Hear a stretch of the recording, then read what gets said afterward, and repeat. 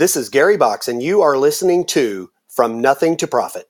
Welcome to From Nothing to Profit, a photographer's podcast with Matt and Kaya, where each week they talk to photographers about what is working in their business now so you can swipe those ideas and grow your business faster.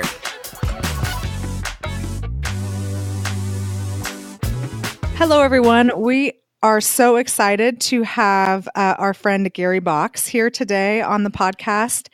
And I have to tell you that I have known Gary probably from actually the very first photography conference I attended. Gary was there. I brought pictures of a high school senior doing ballet or dance or something in a sepia background, and we talked about it. He was speaking at it. And for some reason, Gary, you had some teeth, like some like mangy, nasty teeth that you put on as a joke. Billy Bob teeth.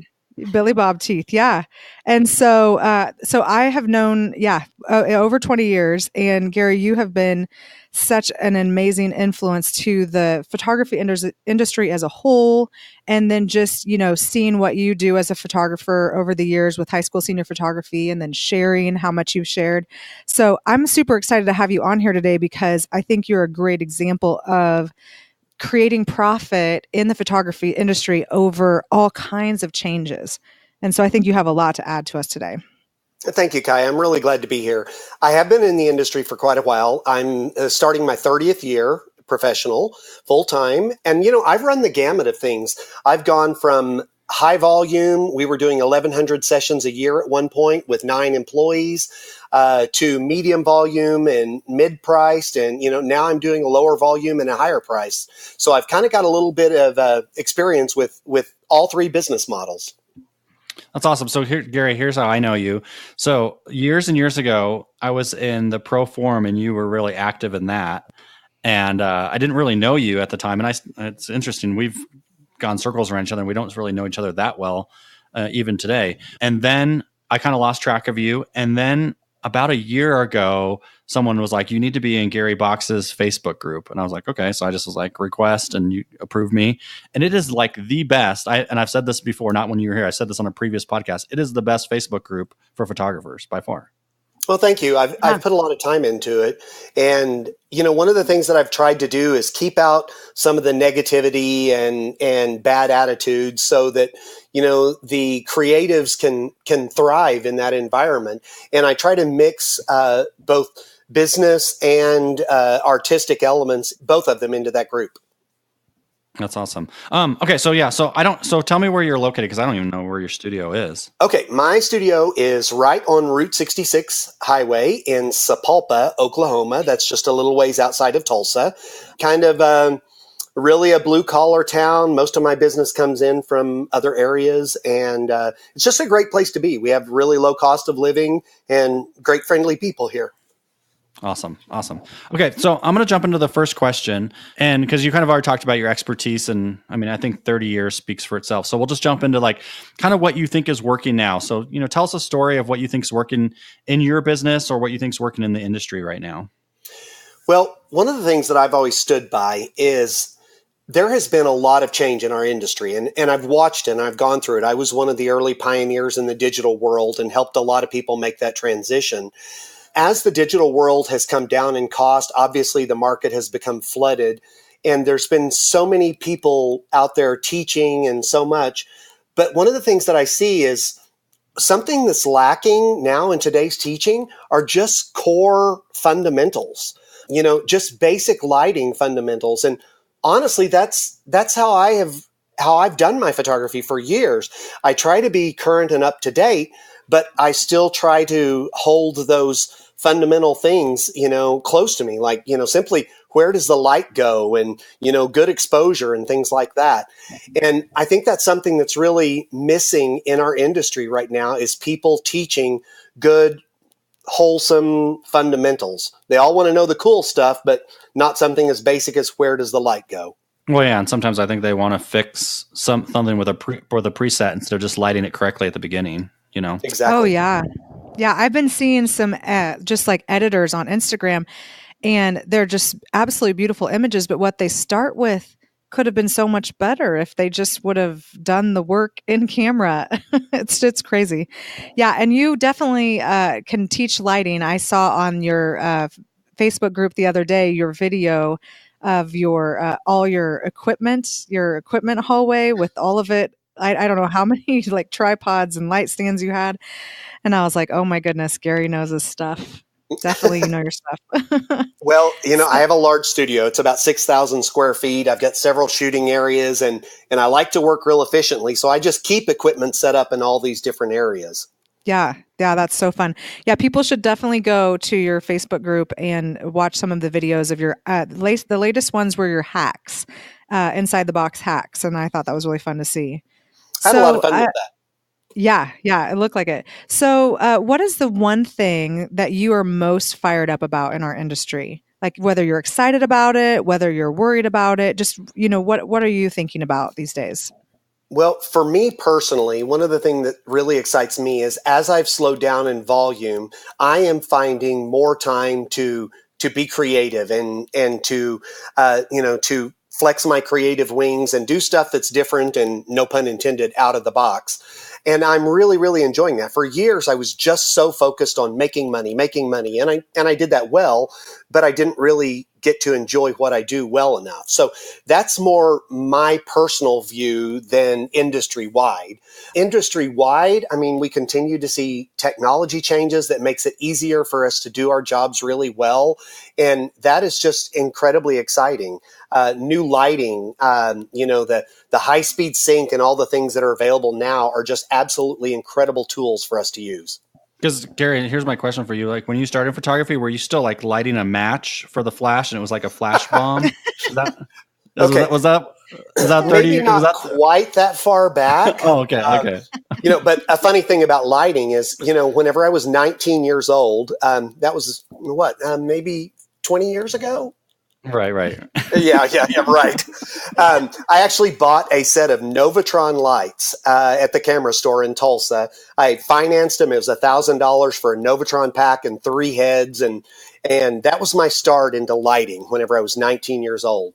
Did you know I still use that Novatron set every single day? It's the hair light over my main shooting area. That's awesome. Yeah, some stuff just never dies. You know what I mean? Like when it's built well, it just will last forever. Yeah, I think it's been repaired twice, but I mean, it just keeps going. So, okay, not joking about the numbers, that thing has been in use for 35 years. That's awesome. Yeah, that's a good use of your money. Yeah, right. I think I broke even on that. Well, yeah, sure. when you're 19 and you spend $1,000, like that's a big deal, and so you got to make sure you get your money's worth for sure. So, absolutely. Okay, so let's. I mean, this is going fast, which is good, but let's jump into lightning round. We can definitely take some more time. Lightning round implies that they're fast answer, but we can definitely take some more time.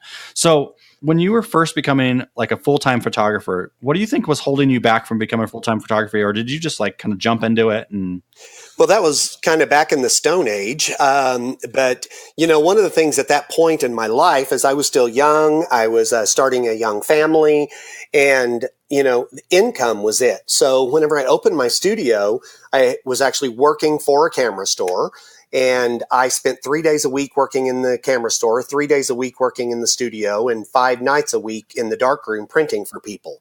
So that's how I got my start. And that helped me transition the earning gap between leaving a comfortable full-time job and being solely dependent upon my photography. So I was able to, over the period of about 9 months, kind of ease my way into it.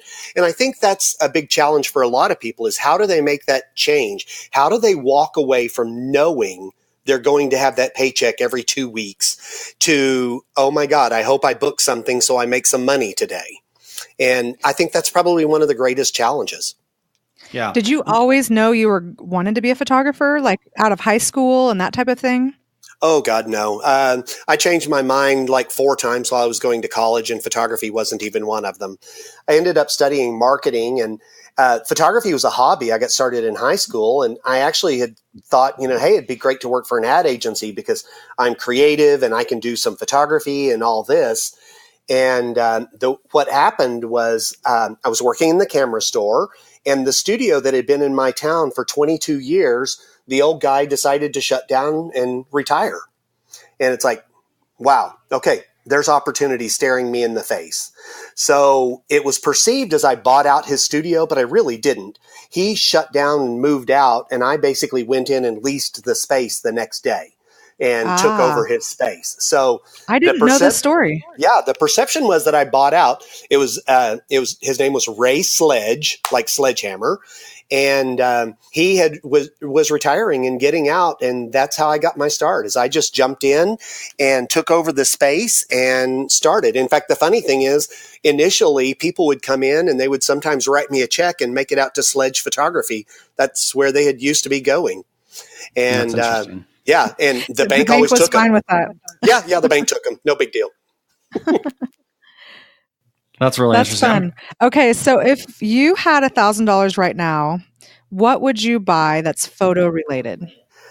Oh, that's kind of hard for me because I'm one of those people that whenever I see something, I just run out and buy it, not without delay. So, which is why I have so much equipment.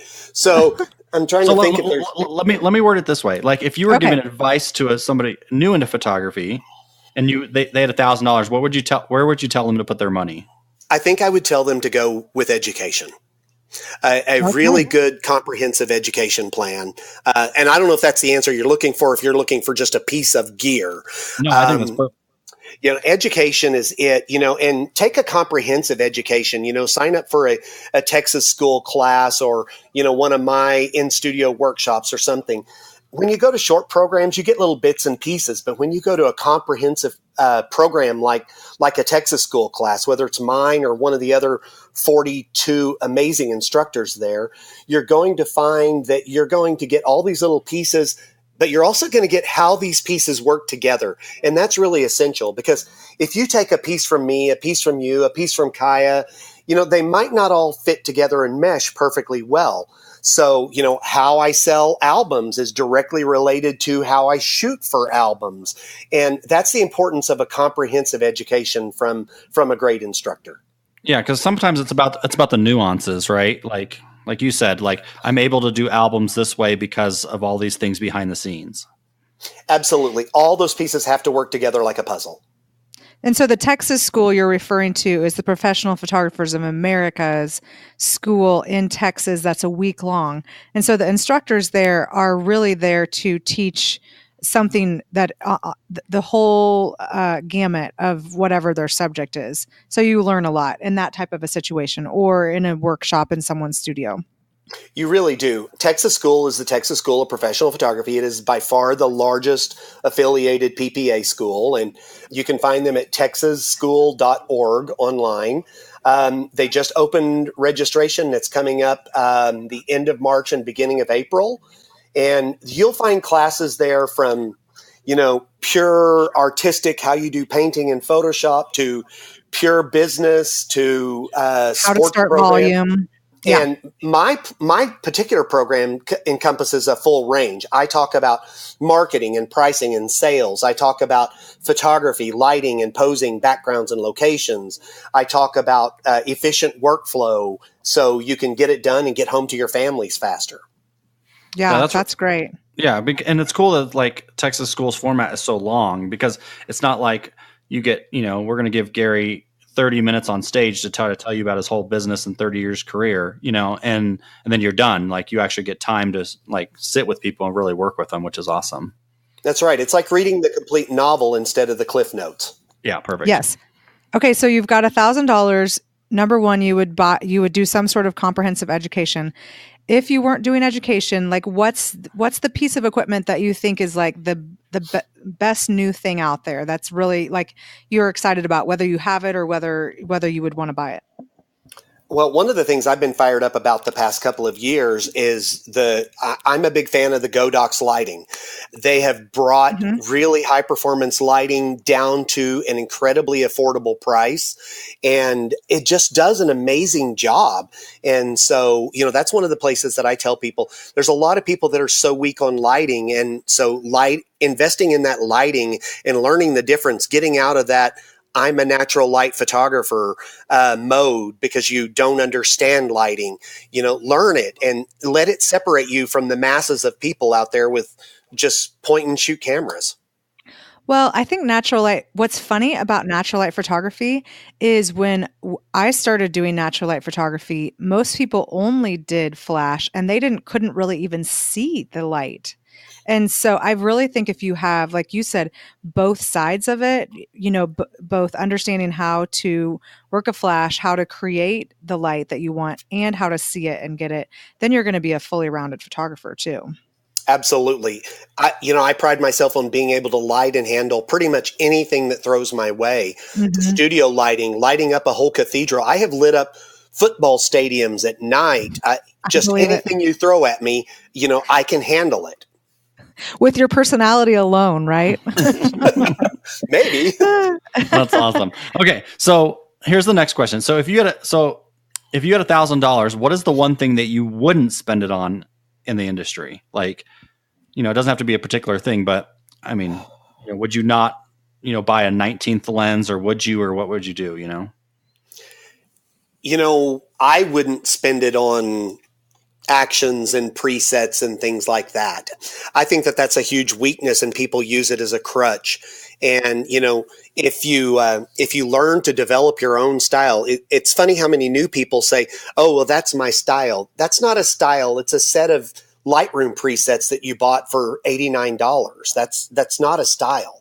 I think that those things can begin to hold you back and limit you creatively and technically both.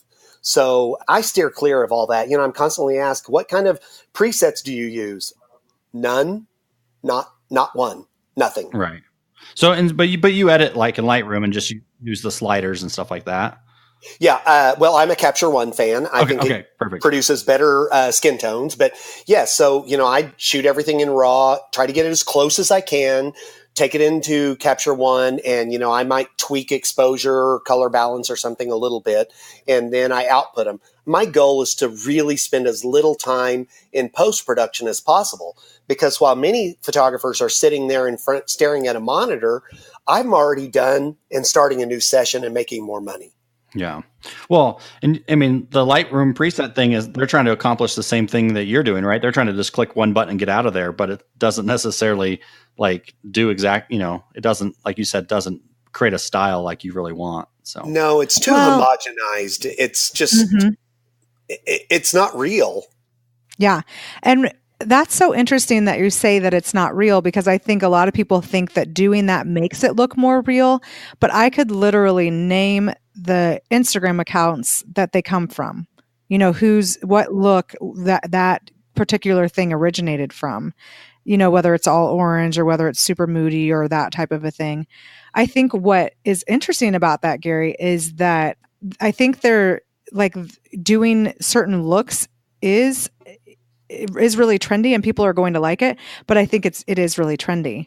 And so long term, in a 30-year photography career, not making your images have such a homogeneous one note look is better for longevity too. Yes, we've all looked back at some of the things we did in the past and thought, "Oh my God, what was I thinking?" And I know I have, hairstyles, how we dress, and our photography as well. What was I thinking? But, I think that a lot of the current things that people are doing right now are going to fall right back into that. In a few years, they're going to be going, "Oh my God, what was I doing? What was I thinking?" Yeah, well, and here's the interesting thing about presets as well is like somebody will click a preset and I don't know, maybe it's like a really washed out, like really muted look. Right. And I think you implied this, and is that not every lighting situation you're going to be in will that preset allow you to use that preset, right? Because you can't. Every situation just can't be like kind of washed out and muted down. There's certain. So then you're holding yourself back technically because you're like, oh, I can't shoot this situation like this, even though you should, because my preset or my style or my brand is not going to allow it to work, The really funny thing about many of those actions is, I've tried them, a variety of them. And if you run them on a properly exposed, good colored image, they really do a horrible job. It doesn't work at all. You've got to start with something that you underexposed by a stop and a half and was ridiculously cool in color. And then it, makes it quite not so bad. But if you start with a good image, none of those things are going to help it at all. Right. Because it already stands on its own. Right. Okay. Next question. Gary, what is the best advice you've ever received? There are a few, and most of them stem from the very beginning. One of my mentors, whenever I was first getting started, children's photographer by the name of Les Peterson out of Broken Arrow, Oklahoma, really helped give me a lot of guidance. And something he told me at the very beginning was, it's always better to apologize for price than to apologize for quality.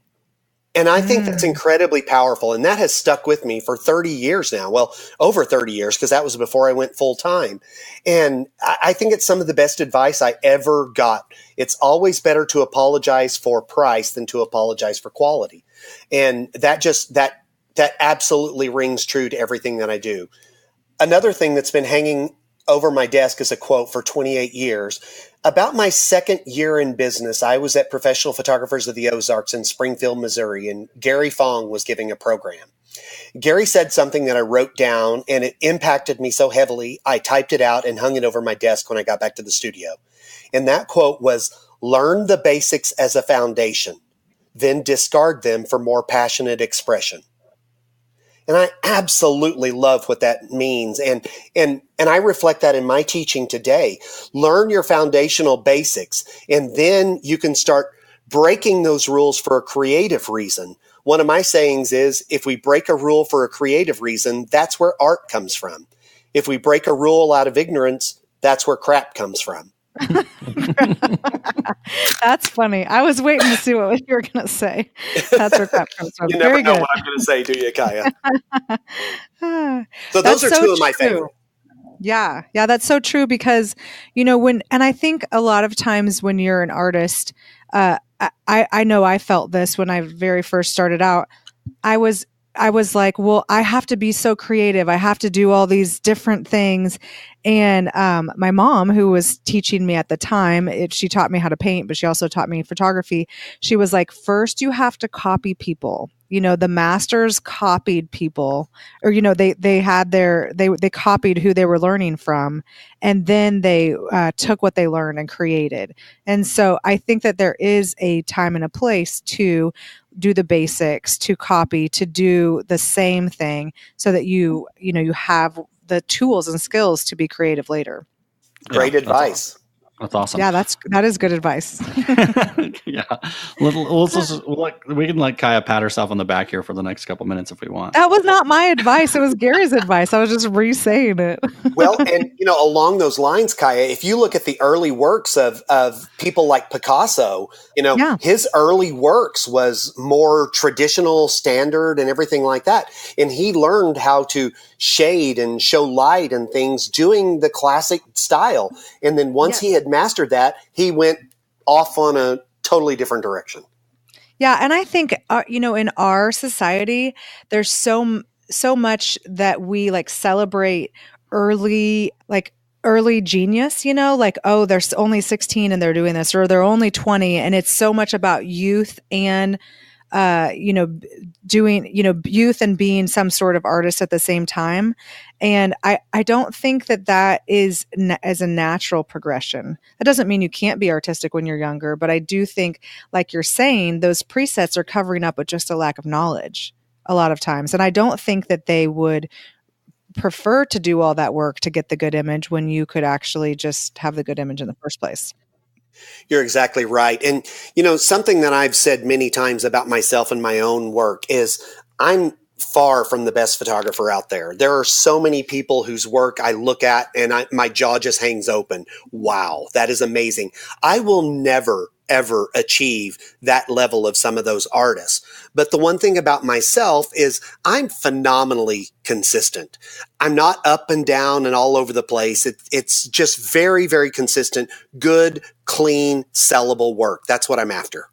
Yeah. And that was our next question, actually. One of your personal habits that contributes to your success, which you've just said consistency is one of them, which I think is a key to success over a long period of time, definitely. But do you have any other personal habits that you would say really contribute to success? Oh, I probably have more personal habits that Don't. lead to success. All those bad habits. But we're not here to talk about those. We're going to deny those today. I tend to be incredibly, incredibly hardworking. Yeah. And that is probably too much so. I'm a recovering workaholic. I spent years, whenever I'd been in the business at about 20 years or so, I spent 20 years working almost 80 hours a week. So I kind of scratch my head and say, isn't that really 40 years of experience? Yeah. So,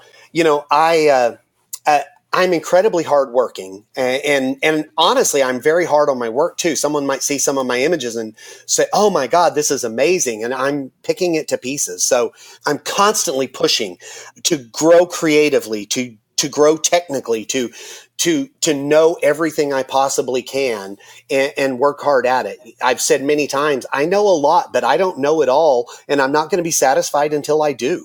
Yeah, that's fantastic. Yeah. So here's a way I would summarize it. If I was telling somebody about you, Gary, because like I said, I don't know you very well. I mean, we've ran in circles for 10 years together now. But if I were to say like, hey, what's the formula to get to 30 years in business like you have? I would think just by talking to you and knowing a little bit about you, it's hard work and then just being humble. Like I think you're one of the most humble photographers ever. I mean, you have way more experience and way more knowledge than some of these rock star photographers, but man, you were so humble and it's so refreshing to be around somebody like you. Are you saying Gary is not a rock star? Come on now. He's a rock star, but he doesn't come on stage and like fireworks go off. He's like, here's the image I tried to create earlier, and I don't even know if I like it, but like he's like just humble about it. Like this is where I'm at in my journey, and that's really awesome. I went through that phase. Back in the early days of digital, I was speaking all over the place. I had written a lot of books. I had studios around the country hiring me to come in and help them convert to digital. And, and I'm not afraid to say, I got a little bit of a big head at that point, but, I've grown past that. And my focus now, and one of the things that I really love is helping others achieve, some of the success that I have. The absolute greatest part of teaching is when one of your students sends you a photograph of the new Harley that they bought with the increase of business this past year since your workshop, or the new house that they've been able to make a down payment on and get into. That is the best part of teaching, is hearing those success stories from your own students, people that have gone from a $700 average to a $1,700 average after taking my class. That just makes me feel great to know that I have helped enrich somebody else that much. That's awesome. Okay, so next question is an internet resource that you would recommend to people. We've already plugged your Facebook group, which is one of the best, and we'll put a link in the show notes to that. But any other internet resources you use to keep you fresh, or? Well, my Facebook group, Inside the Box Photo Group, is certainly one of them. I don't do too much on the internet, and I probably do more books right now than anything, but I'm constantly looking to feed myself. I see a new technique and I've got to study it, whether it's from an article on the internet or a book or a YouTube video or whatever, watching phenomenal artists like Richard Sturtevant or Ben Shirk. I shake my head at bewilderment at what comes out of those guys. And I love watching them and growing and taking up pieces and bits and pieces of it. I'm a big fan of, I mentioned going to, taking a class. I'm also a big fan of taking classes myself. I try to take at least 2 workshops a year from somebody else, as well as if you see me at PPA Imaging, my butt will be in a chair with my iPad taking notes. I'm looking to grow. I want to grow. Really? So what classes have you gone to recently that you have enjoyed or learned a lot from? This year, I took 2 classes. I took Ann Mosier McCabe did a video class. And I took that, got a lot of new techniques in video. I think video is part of our future, but I'm really interested in video more as a marketing tool than a product to sell to students. So I really wanted to learn a little bit more about video. And then I took a class with Heather Beatles and Jeremy Rideout, a PPA one day this year, about catering to the high-end client, and got a lot out of that as well. So in addition to just short programs, those are 2 actual workshops that I took this year that I found really, really growing. That's awesome. great. Okay. And then books. You said you are a book person. So any specific books that you would recommend? I used to have a problem reading books because I'm always on the go. I'm a little bit ADD and I'm go, go, go, go, go. One of the smartest things I did a couple of years ago was I bought a subscription to Audible. And so now I get my books on tape and I can listen to them while I'm mowing the yard or while I'm driving down the road or anything like that. So if you're a busy person and you find it hard to sit and read, get a subscription to Audible. It's not that much money. It's an incredible tool that you can feed yourself with. The book I just listened to, and I'm actually listening to it a second time because I was so impressed with it and I want to sink more of it in, is The Story Brand by Donald Miller. And it's a phenomenal book. If you've read it, you know exactly what I mean. If you haven't read it, read it or listen to it on tape or something like that. It is a phenomenal book. And so that's my most recent love right there. Seth Godin and a lot of other marketing people produce great audio books. And so I'm all about Audible now. I'm a big fan. Yeah. Matt and I both went to Donald Miller's Story Brand conference too. Oh, that would be awesome. Amazing. Yeah, I know. We'll have to talk about it more. It was really good stuff. It was really good. And then it was weird. Like I followed him around. I felt like a roadie. I followed him around for like the next year, like not on purpose, but I was going to a lot of conferences like 2 years ago, and he was speaking at like all the marketing conferences I was going to. And so like every chance I got, I would pull him away and like ask him additional questions. And it was huge for our business and just for me as a marketer to get my head wrapped around his ideas because they're so smart.